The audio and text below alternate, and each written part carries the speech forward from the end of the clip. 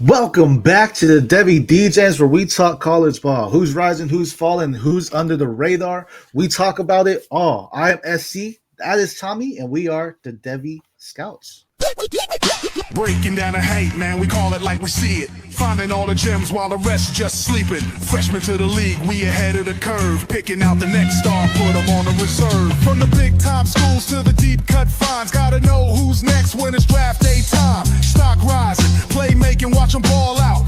Devy Degens, yeah, no doubt. Yo, it's time to talk the future Devy style. Prospects rising, diamonds shining. Only the real ones grinding. Welcome to the Devy Degens, let's go. Let's go!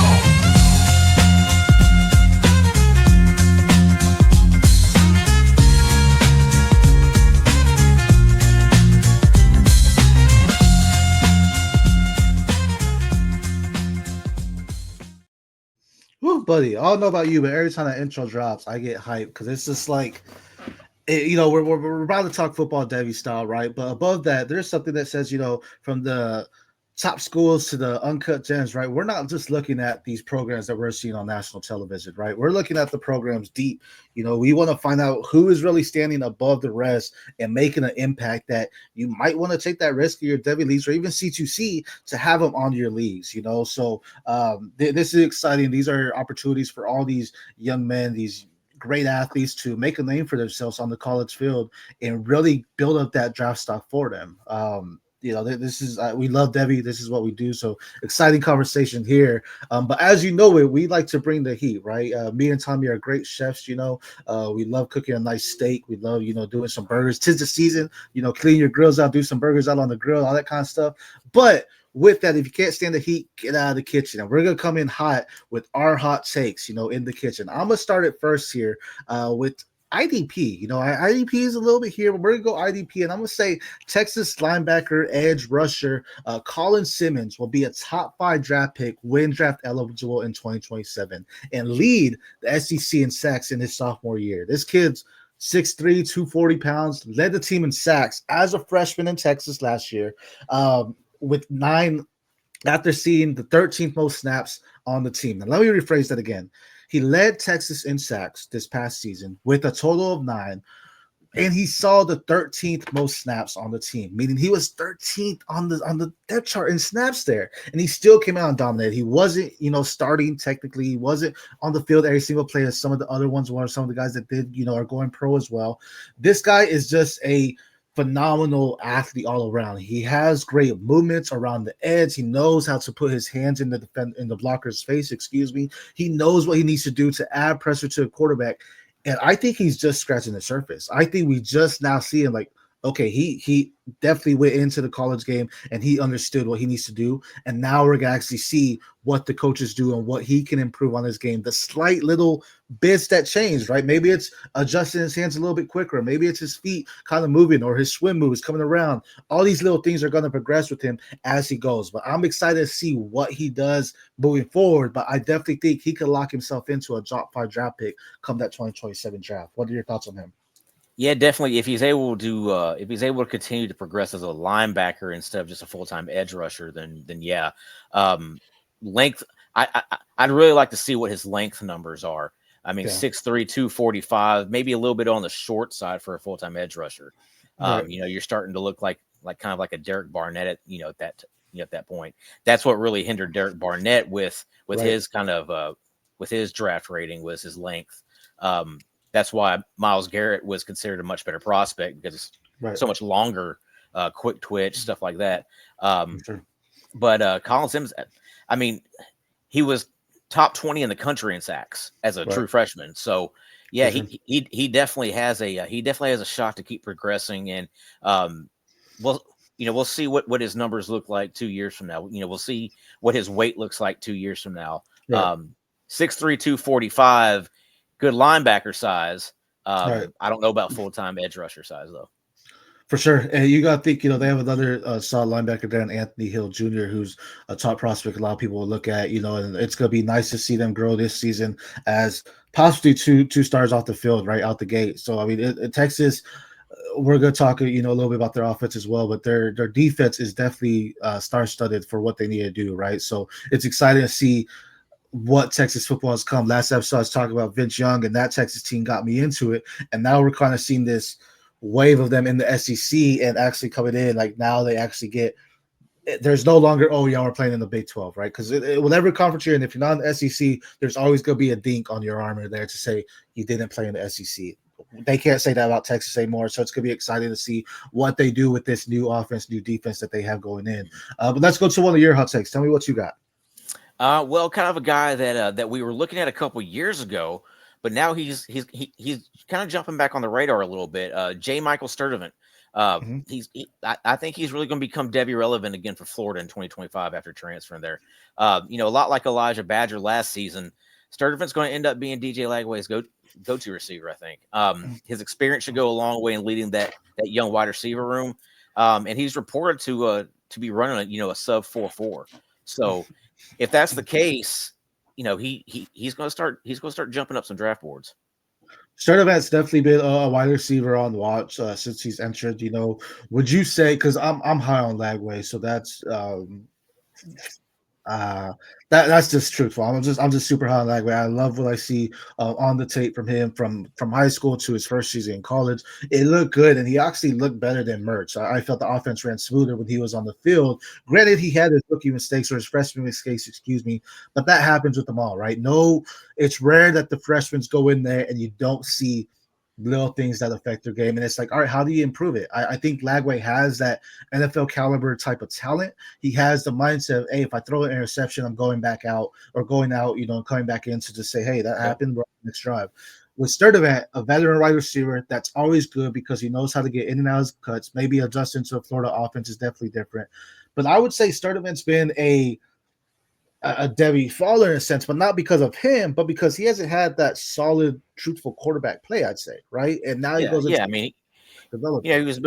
He was moving from Cal to UCLA, and neither one of them have had good quarterback play over the last few years. Right.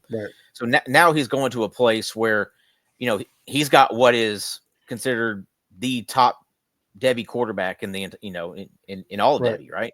So, if he can't do it at Florida, then he's just not going to. Right.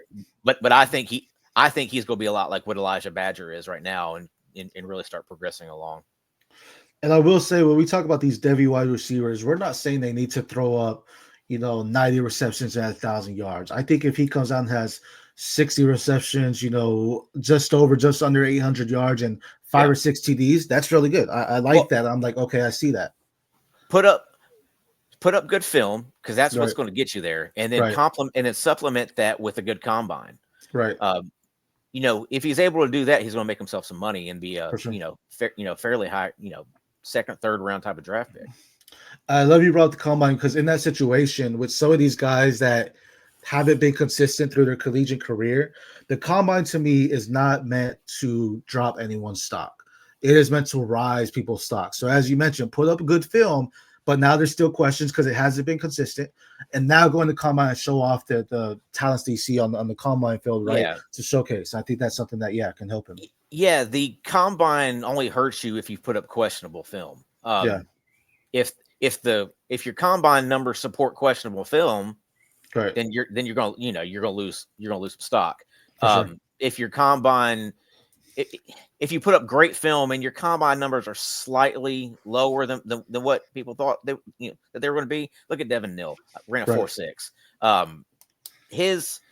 I don't think that really hurt his stock. Yeah. I think it could have helped his stock if he ran a 4.4. Right. If he'd had if he'd showed a little bit more juice. For sure. But I mean, looking at his 10-yard split, it just takes him a little bit longer to get up to full speed. For sure. I mean, as you know, Devin Neal is one of my guys this year.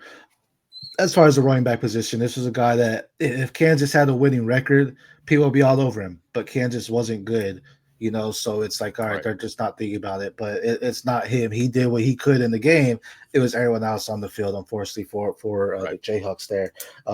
Speaking of Jayhawks, we talked about a little in the green room. My bracket is completely over, and it's because I did have Kansas going pretty far, and they lost. So if you have a good bracket, congrats, man. That's awesome. I don't think there's any perfect brackets as far as ESPN, at least. But I would highly, highly doubt that. Yeah. One of these years, I think Man, if I could trade in winning all my like dynasty leagues and all that, like not winning at all and winning a perfect bracket, I would do that for 1 year and I would be above the moon. But Yeah. that's a different degen show there. But speaking of it, I have another hot take here, and this is going to be Michigan State wide receiver Nick Marsh will be a top 3 wide receiver in the 2027 class. I feel that's spicy because this is a class where we're talking about a Jeremiah Smith. This is a class where we're talking about a Ryan Williams, a Ryan Wingo, different Cam Coleman, a lot of guys in here that are talented. But Nick Marsh, man, this guy had, as a freshman, 66% catch rate, 63.6% against contested catches. He honestly reminds me of a DK Metcalf. He has a big build. He runs up. He could, stretch the field, but he also has good footwork that he could win in the middle or find open space and coverage. I love everything I like about Nick Marsh. And with Aiden Childs, maybe it's not Aiden Childs. Maybe it's, a different quarterback in the future. But right now, this is going to be Aiden Childs' main guy. And I'm excited to see what Nick Marsh can do. But I'm extremely high on him and his wide receiver room or his wide receiver talent, because I think he can eventually be potentially a first-round pick. I know DK wasn't, but I think he can move up there. And honestly, at Michigan State, it wouldn't surprise me if he has a great season and then he goes out and transfers out to a more predominant school, if you will. But what are your thoughts on Nick Marsh? Yeah, I like Nick Marsh a lot. I think the issue is going to come with, again, putting up good film there. Sure. Michigan State isn't a place where you go to put up big numbers. So, Right. Can Aiden Childs take that next step and really help Nick Marsh along? Come along with him. Right. That's going to be the really big thing for him.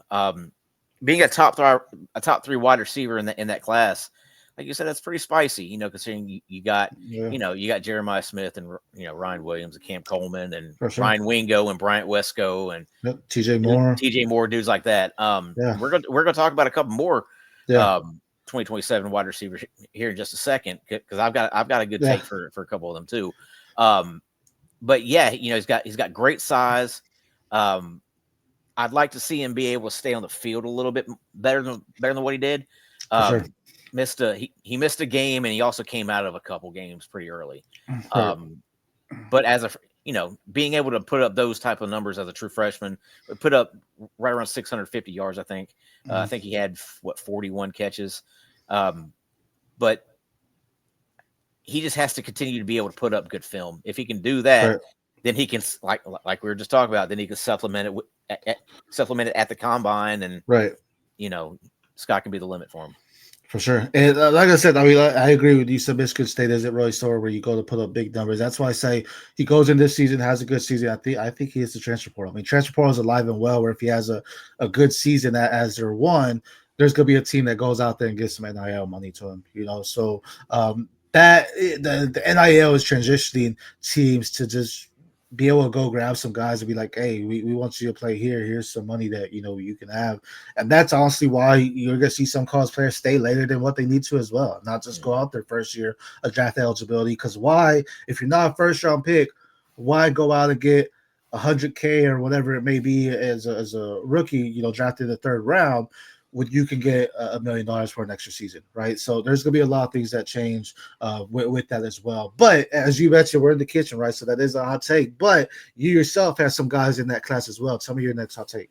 Oh yeah, I'm really high on JoJo Trader and Mike Matthews this year, blowing up, becoming their wide receiver one for their respective teams. Right. JoJo Trader at Miami, Mike Matthews at Tennessee. I think they're both going to emerge as their team's wide receiver ones this year. Both are kind of seldomly used as freshmen, but they are elite playmakers.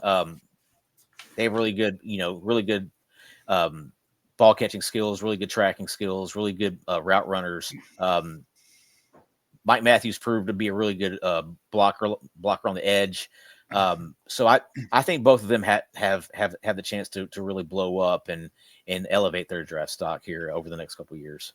For sure. And one guy that I was high on that actually transferred out from Tennessee is Nathan Leacock, right? So he's no longer there. So opens up a little bit further room for Mike Matthews to go out. You talk about JoJo Trader. Some have said to me, even in other podcasts I've done, that he has the best route running in the class. I didn't necessarily see that. I do love his twitch in there, but that is something that I think can translate well with Carson Beck at the helm. You think about Carson Beck doesn't have the bullets that Cam Ward had, but he's also someone that he could throw it deep, don't get me wrong, but he's not throwing deep like Cam Ward. So JoJo Trader with his skill set and his footwork can definitely benefit in getting open quickly and effectively to benefit for Carson Beck and making one of those lead wide receivers now that Beck's at the helm in Miami as well. Yeah, I think Beck is really going to like guys like JoJo Trader and CJ Daniels, guys who can go out and get the ball. CJ Daniels can be that kind of a deep threat the way he was at Liberty. And then JoJo Trader can be that route runner, quick twitch guy who can, find open spaces and go. Right. I'm excited to see it because he did get as much love, neither of them really as much love their true freshman year. And that's why we actually have a great question next, or not next, but later on in the show about, how we do our takes, right? And, being heavy on guys and following them all. It really comes down to things on seeing their progression, right? As true freshmen, we don't expect everyone to go out. I mean, Jeremiah Smith was a unicorn in the prospect, and we did expect it. He showed out, but someone like other players like Williams, wasn't really like, oh snap, this is it. But he comes out and show it. So I think with these true freshmen, let them wait for their opportunity, because a lot of them go to crowded rooms, wait for the opportunity, and once they get it, boom, it's go time there. So I really love those takes. I love both those wide receivers. And I think they can do it, especially because they have two quarterbacks that we could be talking about first round prospects next year as well, right? So it is an opportunity for them to shine and go out there, just showcase their talent on the field as far as connecting with the quarterback and what they could do down the field as well. I mean, I thought Beck could have been a first rounder this year if he'd came out. I mean, you'd probably been talking about him right along there with Jackson Dart. For sure. And, going into ACC, competition may be a little bit lighter, but yeah, again, he just has the opportunity to say, all right, I'm no longer in a Georgia system, in a premier system, but I can still ball out, right? So, I mean, I think that goes a long way, because he did have a good season. It wasn't horrible, but still a lot of interceptions. He just did too many picks. Yeah. And with him, with Rombeck, it's good that he stayed an extra year, right? Because, again, if he had first round talk, it was obvious that with the season, that he might not be that first round. So, hey, let me stay an extra year. Let me solidify this for myself to at least be a second round, if anything, if not first. And let me stay another year. I think that was a wise decision. There were some other quarterbacks, some other players I thought should have done that as well, because they had 1 year of eligibility, that they should have stayed. But instead, you're like, hey, I got the chance to go to NFL. By all means, do what's best for you and your family and all that. But there are some where I think, hey, probably would benefit you to stay 1 extra year as well. I love that Beck did that. I'm excited to see what he can do there. But speaking of like winning and, solidifying yourself, I know I'm ready to draft some leagues right now. Tommy, what are you doing right now to draft some winning teams? What app are you using?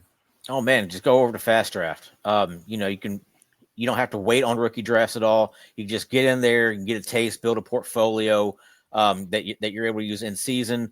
Going over to Fast Draft and entering on promo code DEGEN, that's DEGEN, and get a $25 deposit. We'll be right back after this promo here. Yes, sir. Rookie. It's all about rookie talk in fantasy football right now. So why not go use all that knowledge to do something other than a mock draft? Chris Jimino won $8,000 with just 2 teams last year, and each draft took 5 minutes. That's pretty good ROI. You can start doing rookie drafts for money today on Fast Draft. The Origins tournament is live. It is the place to go and monetize your knowledge of rookies and use your favorite Player Profiler host promo code for a $25 deposit match. Now let's go start drafting faster.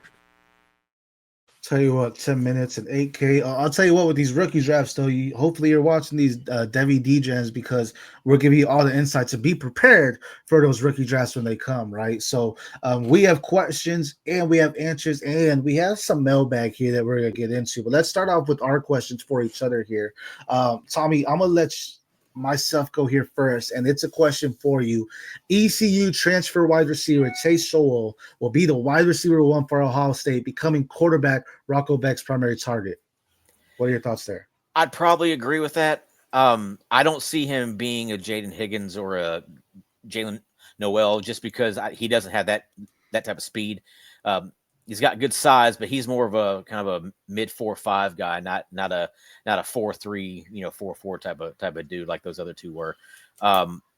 But he's got good size. He's probably gonna be more of an underneath to intermediate type of guy.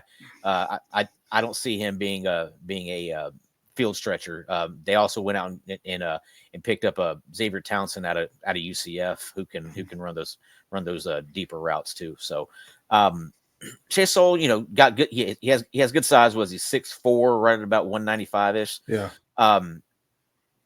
But coming from East Carolina, you just never really heard of him. Right. So now that he's going to Iowa State, Rocco Beck's got to have somebody to throw the ball to, right? So I mean, Chase Soul looks like he probably is going to be the wide receiver one there.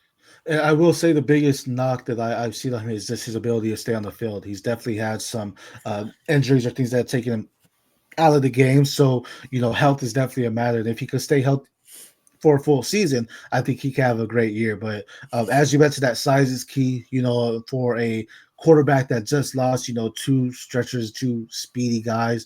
This is an opportunity for him to come out and say, hey, I could be those hands that you're missing now. I could be the guy that's your safety blanket, if you will, and become your starter wide receiver. Townsend's another great compliment for him, and I think they did really well in the portal getting these two guys because they're two polar opposites, just as Higgins and Noel was as well. So there you go, having these two guys in there to just go in there and, make some good things for them. But go ahead, let me ask you your question here. Yeah, is Arch Manning the greatest quarterback prospect in NFL history? This was brought to us by MLF Football on X. Yeah, this is something I saw MLF Football post. The greatest quarterback prospect. That's very hard, man. Because I say this every year when we get to this draft time, we get to these rumors, these people saying they're the generational talent, yada yada yada. Trevor Lawrence was that. Caleb Williams was that. These were, quarterbacks that didn't get drafted so far apart. Now we have Arch Manning coming in. Greatest quarterback prospect of all time. I think because Arch Manning has the Manning name to him, with two guys that have won the Super Bowl with that Manning name, with the legendary quarterback in New Orleans with that Manning name, he has more hype than I say. Is he a great prospect? 100%. But to be the top prospect that we have ever seen, I don't necessarily believe that. What are your thoughts? Yeah, I don't think he's the greatest prospect. I don't even have him. I don't have him as my top quarterback prospect currently. So DJ Lagway is that for me. And we just got done talking about him a few minutes ago. But like you said, I think Arch Manning is a product of his last name. I think he's getting a lot of hype. But, it's really hard to say he's the greatest without having a good sample size, right? And we really haven't seen him play all that much. This season's going to go a long way for him one way or the other, though. So you're going to have to, he's going to have to put up good film. He's put up decent film in the games he's played, but he hasn't really played against big competition. He played a game early in the season whenever Quinn Ewers was hurt against a non-con opponent that just wasn't very good. So. Well, was it the Georgia game where they pulled out Ewers, put in Manning, then put back in Ewers? Wasn't that the Georgia game? So, I mean, that alone, that game, if he would have stayed in the game, that would have been maybe a difference maker. Like if he came in and just turned it around, but he was getting eaten up just like Ewers was. So then they said, we're just going to go with Ewers. We're not going to ruin this opportunity for Manning, right? So that could have been something that really transitioned that aura of him. But there's a lot that I think – people are seeing the name and they're just automatically thinking, oh, he's going to be the great prospect, right? Same deal with Sanders. Luckily for Sanders, his dad was a whole different position. So you really can't say he's the best prospect because he's not playing the same position as his dad. Because you look at Silo, no one's talking about Silo, and Silo plays quarterback. Manning, everybody in his family, his dad, his uncle, not his dad, but his uncles and their grandpa all played quarterback positions, and they were all legitimately great. Yeah. Well, the good thing about Arch is he got Archie and Cooper's athleticism, right? Right. So, he has a different skill set than what Peyton and Eli had. He's a lot more mobile. He has that running ability like Archie did, like Cooper did. Right. So he's able to do more things on the football field than just throw. But he's going to have to show that he's able to throw with the big boys. For sure. I agree. It's his season, and he has a talented room. I know we talk about the wide receiver rooms, but Ryan Wingo's there. They have two solid freshmen. My wide receiver, one in the freshman class, and Jamie French and Khalid Lockett, going there as well. So they have some great rooms. They have a solid running back room. So the defense we talked about earlier. So, hopefully he doesn't make too many turnovers and the defense holds it down. And yeah, he could be a potential national champion as well. We talked about Klubnik, but he has the talent around him. So there's definitely that. Speaking of that, though, I mean, we talked about a lot of wide receivers. What are your thoughts on some of these running backs? Yeah, let's kind of jump into some 2026 eligible running backs. Which ones we should be targeting? Which ones have a chance to really kind of rise up those Devy rankings, right? Sure. Obviously, guys like Nick Singleton and Mekhi Hughes, who and Justice Haynes, the guy that transferred from Alabama to Michigan. Right. CJ Baxter coming back off an ACL tear. You never know what you're going to get there. Jaden Ott. But then, you got guys like Darius Taylor. You got Katron Allen. Quentin Joyner is going to get a major opportunity this year, transfer from USC to Texas Tech. Kanye Udo, transfer from Army to Arizona State. He did a really good job at Army. He ran for over 1,100 yards in an offense that likes to spread, that they like to spread those touches around. So, he did a really good job. Another one to look out for this year, though. He's not really coming out of nowhere, but he sat behind Damian Martinez last year at Miami. Mark Fletcher. Mark Fletcher has big time ability. Watch out for him. He can really blow up this year. Yeah, a few years ago we had a running back talk, you and I said Mark Fletcher was one of my guys. I'm excited to see the Warriors. Jordan Lyles very explosive there as well. But Mark Fletcher is definitely a bruiser, man. I say this lightly, but he reminds you of a Derrick Henry just with his size and what he runs. He's very fast. He's very quick. He's strong. He could be a goal line running back, or he could be your 3-down back if you need him to as well. He has everything you needed there. You talked about Baxter. I know a lot of people are still very high on Baxter due to injuries and through to like Wisner coming out and doing good. Is Baxter falling down on your rankings? Because to me, he has. Because like the talent was there, but we haven't seen it yet, and it's like now it's a worrisome issue for me. He hasn't dropped in my rankings yet. I want to see what he looks like coming out of the injury. If he doesn't look good coming out of the injury, then yeah, he's going to drop. For sure. But I want to give him more of the benefit of the doubt with that. Just because he had so much talent coming in. And the good thing is, he's not going to be asked to carry the load, right? Because you got Trey Wisner there. So him and Wisner are going to be a good tandem together. And actually, they're probably going to be a better tandem together than what Wisner and Jaden Blue were. For sure. Because, Jaden Blue and Wisner kind of had similar skill sets. Baxter is a much more complete running back than both of them. As a matter of fact, Baxter may be the most complete running back in that class. We just haven't really seen it because, well, for one, he didn't get enough touches as a freshman and then got hurt. For sure. No, I agree. He's definitely still keeping on because of the talent that was as a freshman or as a high school athlete. He was phenomenal. If you haven't seen his high school tape, go watch it. But yeah, we want to see that translate to the college tape as well. You brought up Allen and Singleton, two guys that decided to stay at Penn State. Love it. They're running it back. They have opportunity to rise their draft stock as well. In such a deep draft class that this is, they said, hey, let's stay back. Now they have opportunity to potentially both be first-round prospects. Would you agree with that? I don't think Allen's going to be a first-round prospect. I think Singleton could be just because of his ability, because of his versatility, pass-catching ability, his speed. I think Allen is more of an in-between the tackles guy, and he's not overly fast. He's not Omarion Hampton, right? Sure. But I think Singleton has the opportunity to get a first-round grade. For sure.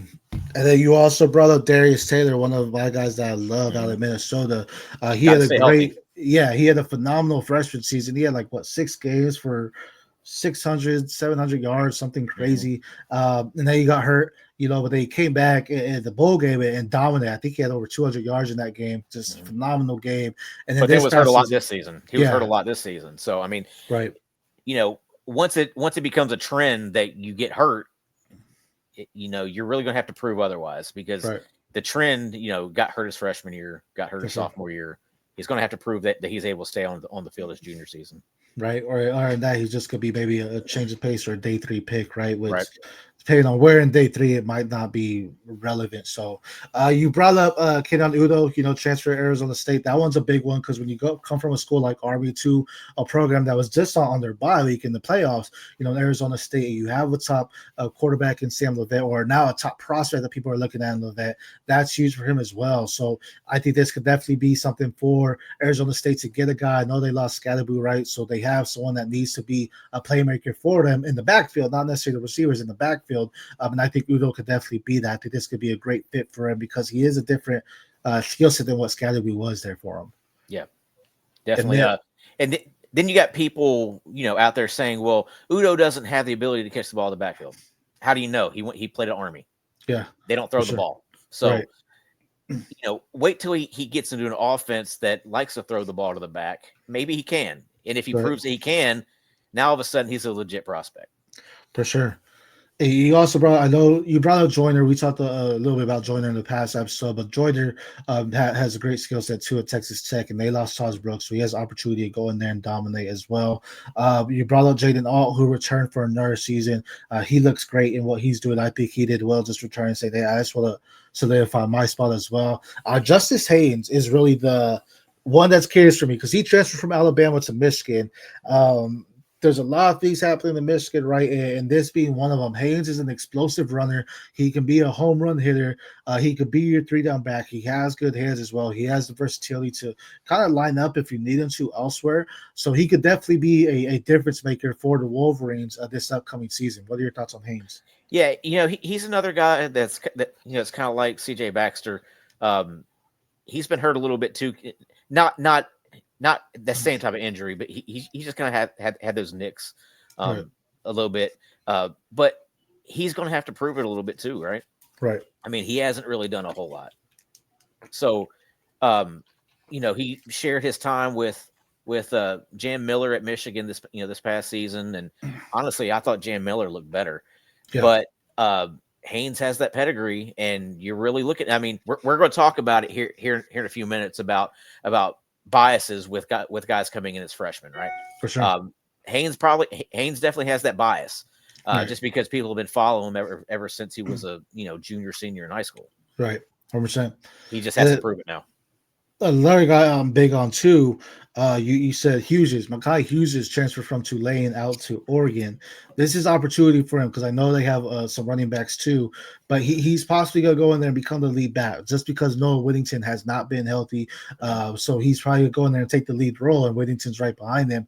But this is opportunity for Hughes to say, hey, look, I'm more than just what I was at Tulane. And if he can come out here and dominate in a Big Ten field, it goes and shows a lot more different. So I'm excited to see what he can do in this Oregon offense. There's going to be the spring games coming up for them, so we're going to possibly see a little bit more of him and what they look like to revolve around the offense. But I'm excited to see what Mekhi Hughes can do. Yeah, there's a reason why he's going, in the first round in CFF drafts, in CFF best ball drafts, right. Because he's probably is.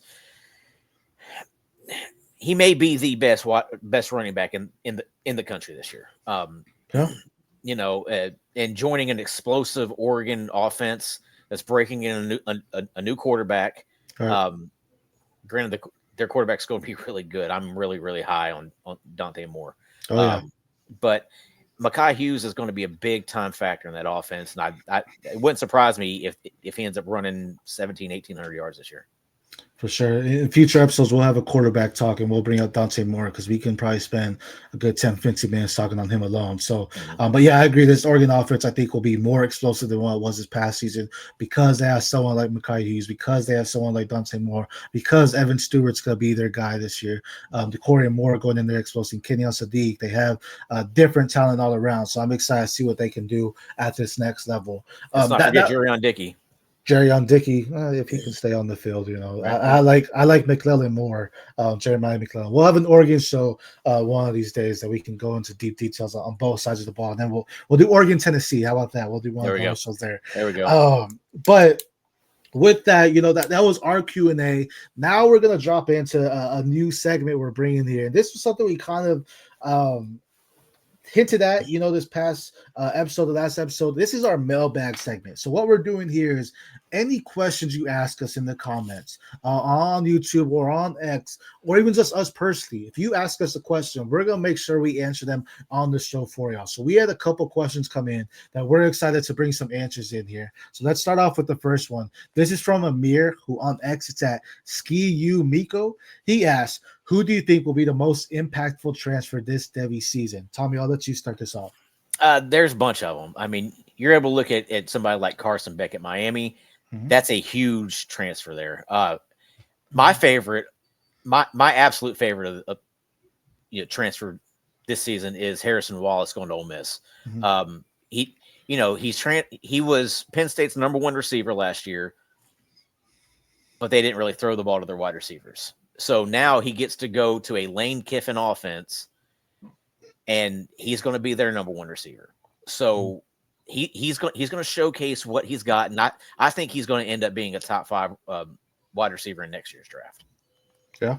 Other than that, you got Mekhi Hughes transferring from Tulane to Oregon, another big time transfer. Quentin Joyner going to Texas Tech. Kanye Udo at Arizona State. Like I said, there's so many good transfers this year. For sure. Hey, we talked about most of those here. Wallace, I know you talked about him, and it's gonna be exciting to see what he can do at Ole Miss. Beck, I think, is a huge one just because it kind of makes Miami still relevant, right? You're still getting a top prospect, a quarterback, after losing Cam Ward. So I like that that's happening there for him. We mentioned Joyner, we mentioned Hughes and Udo as well. I'm going to throw in a quarterback in John Mateer from Washington State going to Oklahoma. I know people were very high on Jackson Arnold. Didn't really pan out as well as people had thought. But now you have someone that had a career year at Washington State, and he's going with his OC to Oklahoma. So that's now you have it. Yeah, he moved with it. It's not a new system. He's used to the system. Mm-hmm. And last year, Washington State, granted, I know Oklahoma's an SEC, completely different. But last year, threw for over 3,000 yards, 29 passing touchdowns, 15 rushing touchdowns, and 826 rushing yards. Will he do that in the SEC? At the passing yards, yeah, but the rushing yards, maybe not as much. Oklahoma has some pretty explosive guys too.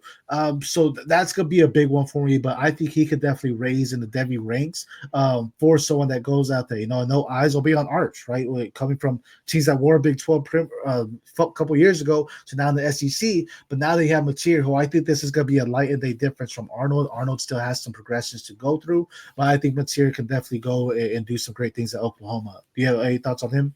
Yeah, I mean, I haven't really brushed up on who Oklahoma's brought in through the transfer portal as far as wide receivers. I know that they've lost a ton. Bringing back Deion Burks, though, is big time for a guy like John Mateer, just because he's got that true #1 guy to throw to. My question is, outside of Deion Burks, who else is there to be able to dish the rock to? It's going to be a lot of moving pieces for them, but that's the benefit of him having that OC that, was with him, that helped him have that great year, to bring it over and say, hey, we're going to play to your strengths, not necessarily to these wide receivers. We'll make these wide receivers adjust and play with their strengths as well, right? Yes. It's like, I know that they lost Nick Anderson to LSU. I know they lost Jalil Farouk to Maryland. But, have they brought in anybody? I haven't even really brushed up on what Oklahoma's brought in. Big time ones. Burke is, like you said, Burke was the biggest one to do them.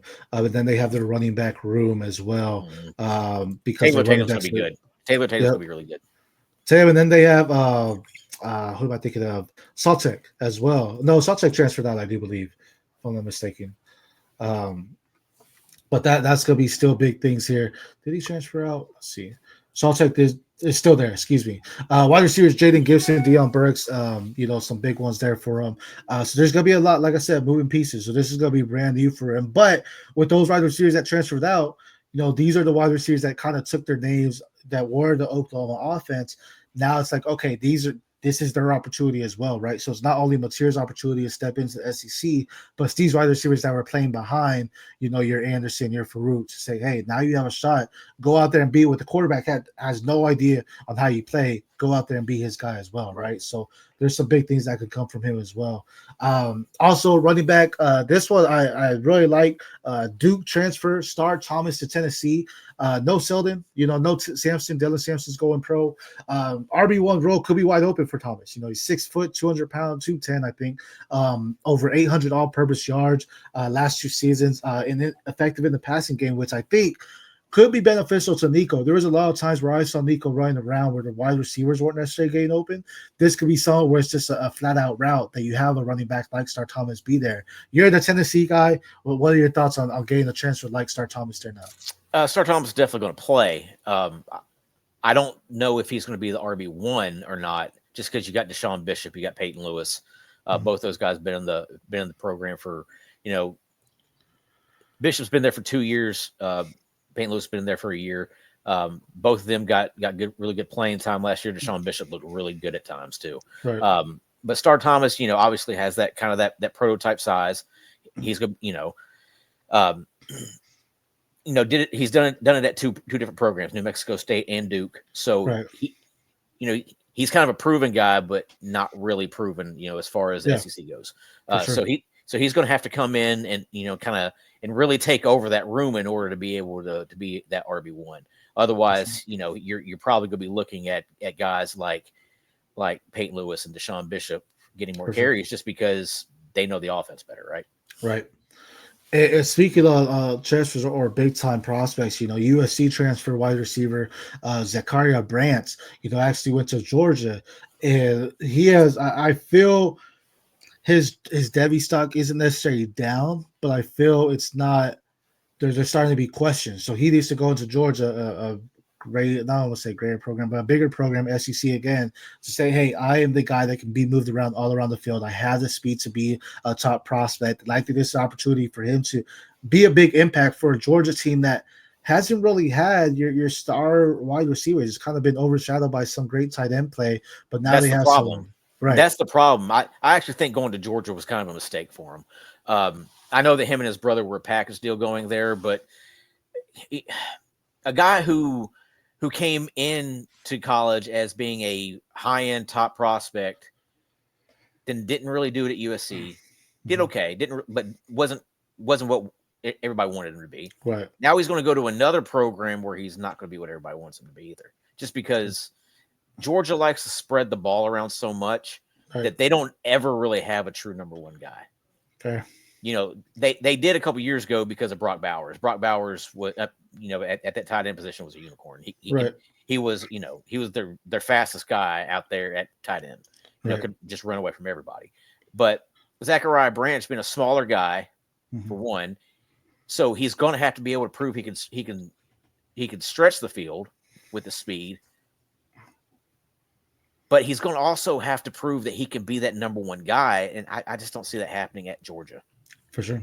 That's fair. And I think this is a big program for him to be able to do that. And maybe it's not utilizing his field stretching abilities, but it's utilizing his movement all around the field, because Georgia does like to use the underneath routes for these wide receivers. He has the speed to be able to break out defenders and make that open space for the quarterbacks. Maybe this is how he is. So where he's not getting the big plays, but he's getting the consistency and the targets because he's running underneath and making the plays outside of that as well. So I think that's what you want to see.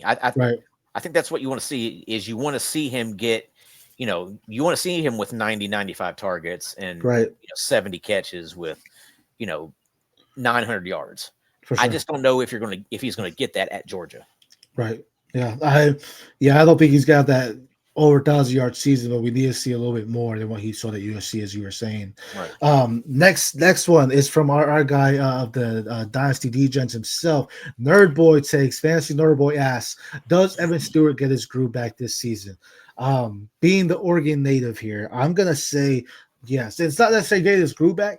The way Oregon operates, at least under Dan Lanning, is they have guys as next guy up. Troy Franklin was their guy 2 years ago. Next guy up was Ted Johnson. I know Evan Stewart transferred there. I said it prior to Ted Johnson is the wide receiver 1 because he knows the offense. Now Evan Stewart is the veteran. Evan Stewart knows the offense. Granted, it's a different quarterback. It's, in my opinion, a better quarterback than what they had in Gabriel. This is Evan Stewart's season. I know DeCorian Moore is a top prospect for a lot of them as a freshman. DeCorian Moore, he's going to get his playing time, but he's also going to wait his turn. This is Devin Stewart's time to shine and go out there and say, hey, this is what I'm doing. I'm doing everything great here. So this is going to be a phenomenal thing for him here. So this is going to be something big for him to go out there and do big things for him. What are your thoughts on him? Yeah, I 100% think that Evan Stewart gets his groove back this season. Tez Johnson's gone. So Stewart is basically the de facto wide receiver 1 on that elite and explosive offense. You know, everybody wants a piece of that offense when they're playing fantasy football. Right. So I mean, and Evan Stewart has been hyped up so much over the last couple of years that if he goes off, watch out, he's gonna be a first round guy, right? Right. I agree. I think that's what's going to happen for him. He's going to come out here and be one of your top prospects that people are watching there as well. Next question here is at Bruiser44. Jamie Nault asks, what is Kyle Pitts' value in non-tight end premium? Maybe 1 second here. What is value in non-tight end premium? Does really? Oh, I was saying. Sorry, excuse me. What is Kyle Pitts' value in non-tight end premium? Excuse me, I was getting my question mixed up here.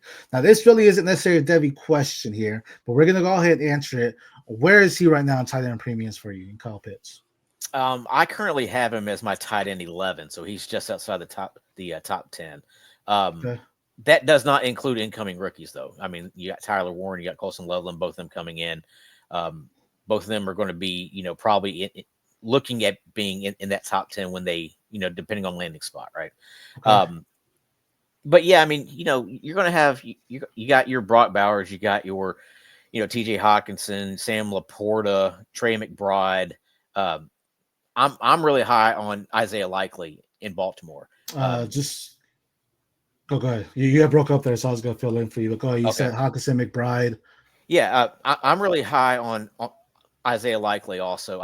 I think at some point Baltimore is going to end up letting Mark Andrews walk, and Likely is going to be the next tight end to blow up. That's fair. I mean, I agree. Right now though, for me, some tight ends that I'm taking over him specifically right now are going to be George Kittle, Hawkinson, McBride, Bowers, Andrews, Laporta, and Njoku. I still believe, especially with Michael Penix at the helm, Kelsey. I think Kelsey is right there because of Kelsey's age and Kyle Pitts and not doing what he did his rookie season. There could be arguments on who you want to take there. I will say, I would take Warren and Colson Loveland over Kyle Pitts right now, though. So when you bring in some Devy prospects, it's hard to really analyze Devy's at the tight end position because there's a lot of teams, unless you're Brock Bowers, that don't use their tight ends as much as what we see them in the NFL be used as. So it's harder to draft them. A lot of times when you do Devy drafts on the rookie level, when they go pro, there's a lot of tight ends available. I'm looking at some drafts and you have Harold Fannin, Elijah Arario, you have tight ends available. That's like, how are these guys available that they could be day 2 picks? It's because you don't really draft tight ends when it comes to Devy. You're looking at the wide receiver, running back, quarterbacks, and tight ends. Again, unless you're a unicorn or a team that uses them like they did Brock Bowers, you're not going after them to say. So where's his value at? You had him with tight end 11. He's right there for me. He's like between 8 and 11-ish there for him. But I do have high hopes for him with Michael Penix at the helm now there too in Atlanta there. Now another one came in. This one is an absolutely great question. I absolutely love this question. It's from at Empire Elite FF. Dustin M asks, how do you handle bias as a longtime Devy player? Once you scout these guys from their freshman season until they hit the NFL, you naturally form takes on them that are harder to break than someone who is scouting them with a fresh perspective in Dynasty. Go ahead. I'll let you take this one first. Well, you're able to be high on someone and then begin to fade. You really have to keep track of the trend and trajectory of the player over his time in school. Some guys start off hot, kind of drop off, and then vice versa. You have some guys who are just late bloomers. So sure. It's like we were talking about earlier with guys like Justice Haynes and even Evan Stewart. Right. They had such hype coming in, that, of course, they were being drafted super high in Devy drafts as freshmen, as incoming For sure. freshmen, and then now you're looking at them like they haven't really proven anything. So should I hold on to them? Right. I think you kind of have to look at the trajectory of where they're going. Guys like Justice Haynes and Evan Stewart now are going to be the guy where they're at. Right. So you really want to kind of hold them to see, man, if they blow up, now all of a sudden their draft stock is as high as I thought it was going to be. Right. Yeah, it's something that, it's understanding not every Devy player pans out, right? We have our guys. For example, Mark Fletcher is one of my guys. He's been someone that has been buried on depth chart, but I loved his tape at American Heritage. I thought he was a great running back. Now you have a freshman last year, Jordan Lyle, coming in and doing great. So even though Mark Fletcher was one of my top 3 running backs going into the class, he's definitely dropped because he hasn't showcased his true ability as their one, unfortunately, and he's someone that you have to understand. Not everyone's paying out. Branson Robinson, another one. He was my RB1. I absolutely loved what I saw with Branson Robinson, but he hasn't stayed healthy. I'm not going to hold on to that. He's basically off the board now. Yeah, exactly. So I'm not going to hold on to that. But trust me, if it comes in and he has a phenomenal season, becomes Georgia's RB1, I'll be like, oh, this is what I've been waiting for. This is the guy that I want to see, right? But you have to understand that not everyone pans out, especially when we look at them as freshmen. Your 5-star quarterbacks, your 4-star. Joe Burrow, I think, was a 2-star quarterback, if I'm mistaken. So a lot of guys that are so up top when you first start watching them end up being the bombs, and vice versa. The guys that didn't get the heavy ranks at the bottom when they were freshmen end up being their top guys. So just having that understanding on, hey, this is what happens. It's football. Guys go in and out. Their ranks go up and down. Just enjoying the ride, man. I think that's the best part. Just enjoy it and love it. Well, also, it's also important to kind of look at their measurables too. Like, I know Julian Lewis coming into Colorado. He's an elite prospect coming into college, but I don't think he's an elite Devy prospect just because of his stature. I mean, he's maybe 6 foot tall and 180 pounds. Mm-hmm. You don't really look at that for being a big time Devy quarterback prospect. For so sure. you when taking these guys, yes, look at their rankings, at their film, at their and all that, but you also want to look at their measurables to make sure that you're not getting an incorrect bias on somebody. For sure, 100%. At Lewis, he has Caden Salter there now too. So Salter's been a great prospect. So I don't expect Lewis to go in there and win out the gate. Could he? Sure, but that's the one too where I feel people will probably be heavy on him. But it's also like you have to watch the system too. Maybe it's a top prospect. They go to a bad system, and you just have to be like, hey, this might be my RB1, quarterback 1, but I don't really like this landing spot, so I'm not really sure how to feel about it, right? So just having that understanding. Last week episodes, Kenneth Martin said he's a fan of Jaheim White. The guy averaged 6.5 yards per carry and should be the starter. Where are you on Jaheim White? In my rankings, I have him as RB24 in my Devy rankings. So he's not super high up there. Really small guy, 5'7". They list him at 195 pounds. I highly doubt he's even that. He could have a role in the NFL just because he'd be he'd be relied upon to be a change of pace guy at best. For sure. He's very much a scat back, For sure. When you think of the definition of scat back, you think of somebody like Jaheim White. For sure. No, he's someone that I wouldn't necessarily. I see him as a better value in C2C leagues because he will get big plays. He will be someone that gets a lot of yards, right? Because he is that explosive type of running back for college. But as far as the NFL, I'm not necessarily drafting him in Devy. What I mean by that is C2C, for those that don't know, you have your pro side and your college side. Both score points. You have both rosters. Devy, you have your pro side, and you basically have an extended taxi for college players. So I'm avoiding him in Devy drafts because I don't see the pro caliber, like you mentioned, change of pace. I think that's where he's basically coming from, but I don't see him as expanding beyond that. So I don't see him as someone we necessarily need because you're going to know the right games to plug him in if there are any of those games that he scores, 10 plus fantasy points as well. So great player. But as far as Devy assets, I don't necessarily have him as one of my top guys. Or he's at top Yeah. 25. I don't even know if he's top 25 for Devy. Just on size alone, I just don't see it as that pro level for Yeah, him. and most of the time, whenever you see somebody listed at 5'7", that means they're probably more like 5'5", 5'6". Right. And Now when you see them listed at 195, most of the time it's probably 185. for sure. Yeah, that's something too. When you look at the size in high school, college, I don't take sizes consider. You take them into consideration, but I don't think they're official until we see the combine. Because you see all these guys, I've seen guys drop 2 inches at the combine. I'm like, wait, Yeah, well, you were 6'3" and now you're 6'1". What's going on here? yeah, yeah. So It's like Dylan Sampson. He was listed at 5'10", 5'11", and when he was at UT, now all of a sudden he goes, he gets measured at the combine and he's 5'8.5". yeah. So So yeah. their rollers are a little bit more critique on the size, I guess you could say. But that was our mailbag, man. Like I said, if you have questions, knock them down in the comments. We're going to be posting these on X, so post your questions on X. We'll make sure we get to them so you have the answers every Tuesday with those questions as well. So that was our mailbag segment for today. Definitely appreciate all that.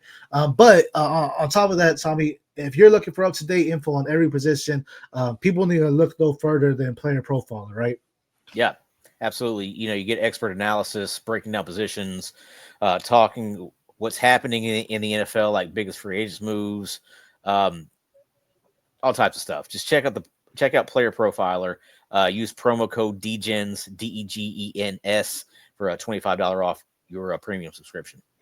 Love that, man. Go take advantage of those promo codes, man. We're here to help y'all Mm-hmm. not only win, but also just expand your knowledge as well. But before we go, our last segment that we're rolling with here is going to be the My Guys segment. I'm excited for this one because one of my guys at the wide receiver position is someone that I truly believe, had he not been injured, he could definitely be, he would have been a possible top 5 wide receiver in this year's class. He'd definitely be a top 10, but injuries push him back. And that's going to be Colorado State's wide receiver, Torrey Horton. He stayed with his quarterback this past season. They said they want to, build out on that. He got hurt, and that really transitioned how how Colorado State ended their season. He is a guy that can get in and out of his breaks. He has great twitch. He has good hands. He's a little bit smaller, so I could get that knock on him. He's smaller than your prototypical wide receivers, if you will. But Torrey Horton has the moveset and the skills to be a solid wide receiver. I'm not saying he's going to be a wide receiver 1, but he could definitely be a solid wide receiver 2 for a team. Again, someone that could complement a nice field stretcher or just a big-bodied wide receiver. Torrey Horton could be that guy, or even someone that moves into the slot and just gets in the middle of the field quick and easy and adjust with his footwork to make defenders miss. I absolutely love Torrey Horton Jr. He's one of my guys. I feel I'm going to draft a lot of him because he's going to be someone you're getting 4th, 5th round that's just going to slide down the pole because he's going to be a day 3 prospect. That's just his injuries and what he did at combine. It's going to happen. But I'm still excited to see what he can do, and I think he can make somewhat of an impact at NFL level as well. Yeah, I mean, I'm sure you remember Doug Baldwin, right? Yep. Played for the Seahawks. Yes, Torrey sir. Horton kind of reminds me of him. Okay. Just kind of a guy, field stretcher type of dude, good hands, runs good routes, doesn't really do anything spectacular, but doesn't need to, right? Right. Yeah, that's 100%. And Doug Baldwin had a very solid career. For sure. He was fantasy viable for a lot of years. Right. My 2025 wide receiver out of Miami, Xavier Restrepo. Now, I know reports have come out about him running a slow 40 at his pro day. Mm-hmm. I don't really care. I mean, you're able to tell on the field that he wasn't just a burner anyways. Yeah. But he made every contested catch. Right. He made every defender feel uncomfortable out there just because, he could kind of put you on skates a little. You talk about slow 40. Tez Johnson ran a slow 40. He ran a 4.55 when everybody was expecting him to run a 4.3. Right. For sure. So running the 40 at your pro day or at the combine, that should only kind of supplement what you do on field, on film. Right. We kind of talked about that earlier. It's not meant to be the be all end all of, hey, I'm going to draft this guy or I'm not going to draft this guy. Right. So, Right. Xavier Restrepo has put together plenty of good film. He's shown it on the field against pretty good competition. I mean, I wouldn't say the ACC is the best competition, but it's Right. it's Power Four. Right. So they are playing against dudes every week. Not, For I mean, sure. they're not playing against SEC dudes, but they are playing against Right. dudes. So I mean, he's playing against guys who are going to get drafted every week. For sure. I mean, Keon Coleman ran a 4.61 last year, so it's not like Right. and he turned out to be just fine. Right. Up in I think Buffalo, it's Missouri. yeah. So I think Xavier Restrepo is a kind of a prototypical slot guy. I really like him, and I plan on getting him almost anywhere I can. Yeah, 100%. I mean, you talk about Restrepo and his 40 time. I need to go back and watch his film, I guess, because the 40 time impacted him so much is what I'm seeing people talking about. But in his film that I did, he's not running go routes. He's someone that he's running up the middle. He's running actual routes, not just a straight seam. So that 40 plays no relevance to me because I don't see him as someone that's going to be running down the field all the time for your quarterback and try to stretch the field. He's going to be someone that's making cuts in the middle. As you mentioned, a slot guy, fantastic. I said this before, and I'm going to keep saying until the draft cycle ends. He's this year's on and raw. That this 40 times sleep on him. He's a strong wide receiver. Yeah. He can go up there and get it, and he's catched it in the middle of the field. Right, quarterbacks don't need this guy that's running down the field all the time. They need someone that can get open, knows how to find the open space and coverage. Restrepo does. Knows how to win a contested catch. Restrepo does. Knows how to just make moves in the open field to get open or to make defenders miss. Restrepo does. He doesn't need the burners. Not once in my watching table here was I like, this guy has burners on him. But I was like, this guy has smooth, crisp routes. He knows how to make the catch. He is a reliable wide receiver to make plays. This is something great. And there's been talks that, Cam Ward is kind of solidified as the quarterback one, the 101 for Tennessee. If this impacted Restrepo, then we're about to have a gem where he may not go day 2, but Tennessee's about to draft him in day 3. And now you have Restrepo and Cam Ward. I'm all in. I'm not worried about this 40-yard dash, whatever. He's not someone that was running go routes, as I mentioned. So for someone like Ted Johnson that he saw him stretch the field, that hurts him more. For Restrepo, it's like, nah, okay, but let me see what he does in the cut. You see at the Pro Day too, what Cam Ward throwing to him. He had a nice smooth route, and Cam Ward hit him with 100% accuracy, and that's the type of wide receiver that Restrepo is. That someone could run the post route, someone that could run the slant, someone that could move in and out to get those routes and make them open and find that benefit at the for the quarterbacks to get them as well. So yeah, and as a slot, it's perfectly fine to be more quick than fast, right? And Restrepo is plenty quick for sure. And that's the biggest difference where people have to watch out for it. Like that speed, it's great. Not to mention you have to have pads on, that kind of stuff. But the speed's great.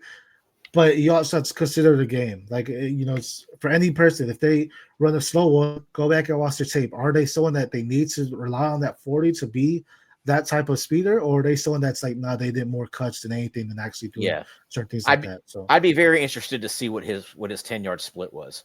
Yeah. Because too, for sure. because that's where he's going to live. Right, for sure. Just making sure it's open, make sure he gets out and open for his quarterbacks quick and possible. 100%. Right. Tommy, man, great episode. That's what we have for today as far as the Devy Degens, man. Excited. Like I said, we're cooking, man. We're gonna be in the kitchen. We're gonna be answering y'all's questions, whatever y'all have. Tom Harvey, everything you want to say for these people listening before we sign off here. Man, just go follow us on X. I'm at Tom Harvey Sports. Go follow SC on X at the PPR Show, and make sure you're following Dynasty Degens, Player Profiler on YouTube. Hit that subscribe button. Hit that thumbs up. Make sure you're spreading our algorithm a little bit. Yes, sir. For everyone that's watching the Dynasty Degens or Profile Plus Player Profile, we definitely appreciate y'all for giving us a listen. Let us know your questions. We want to answer them, and we're not just giving you these consensus ticks. We're actually going to go watch the tape and say, all right, here's our answer for these as well. For Tommy, for myself, SC, for everyone at Dynasty Degens and Player Profiler, we are the Devy Scouts, and until next time, we'll see y'all later. Peace.